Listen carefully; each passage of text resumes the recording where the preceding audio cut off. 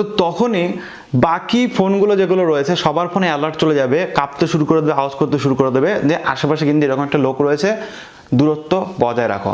তো আজকে আমি আপনাদের সাথে এমন একটা অ্যাপের সাথে পরিচয় করে দেবো যে অ্যাপটি আপনাকে বলে দেবে যে আপনার আশেপাশে কোনো করোনার পেশেন্ট আছে কি নেই।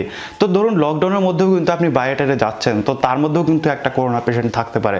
তো সেখানে কোনো করোনা পেশেন্ট থাকতে পারে কিনা বা আছে কিনা সেটা আপনার মোবাইল আপনাকে জানিয়ে দেবে ওই অ্যাপের মাধ্যমে।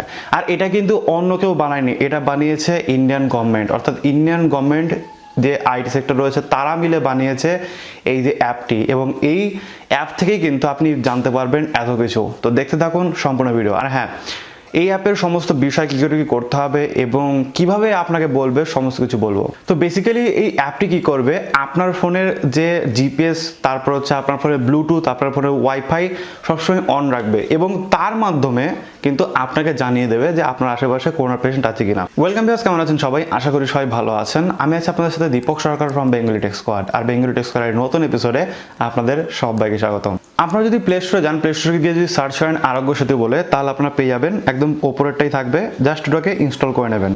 খুব বড় না, জাস্ট 3 MB একটা অ্যাপ্লিকেশন ডাউনলোড করে রাখবেন আপনার ফোনে, আপনার কিন্তু অনেক অনেক সুবিধা হবে এর জন্য।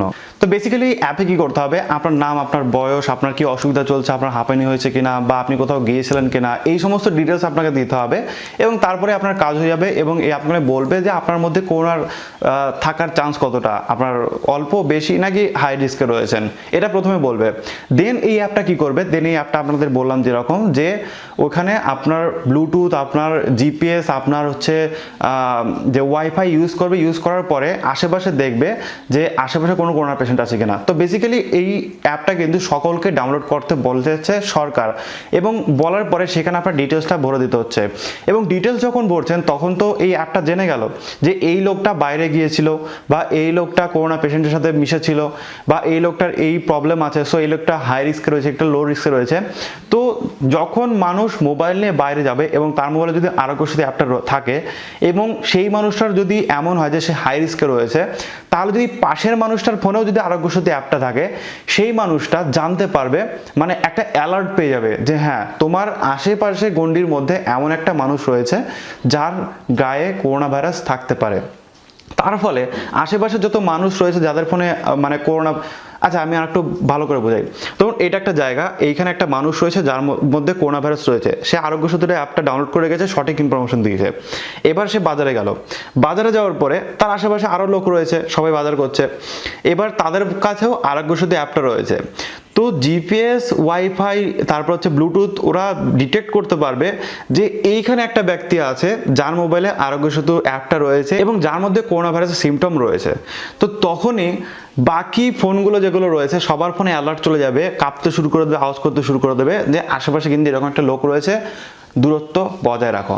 তখনই আপনি বুঝতে পারবেন যে আপনার আশেপাশে কেউ রয়েছে, আপনাকে সরে যাওয়া উচিত। তো ঠিক এইভাবে কাজ করবে অ্যাপটি।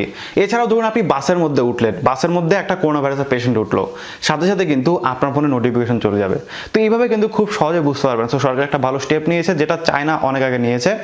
তো ভিডিও ভালো লাইক করবেন, শেয়ার করে দেবেন আপনার বন্ধুদের সাথে, যাতে তারা এই বিষয়গুলো জানতে পারে এবং এগুলো শিখতে পারে। এবং এই সম্পর্কে যদি আপনার কোনো মতামত থাকে অবশ্যই কমেন্ট বক্সে জানাবেন, তাহলে কিন্তু আমি আপনাদের মতামত জানতে পারবো। হ্যাঁ, একটা কিউশন দিয়ে রাখি, এইখানে কিন্তু কোনো রকম ভুল তথ্য দেবেন না।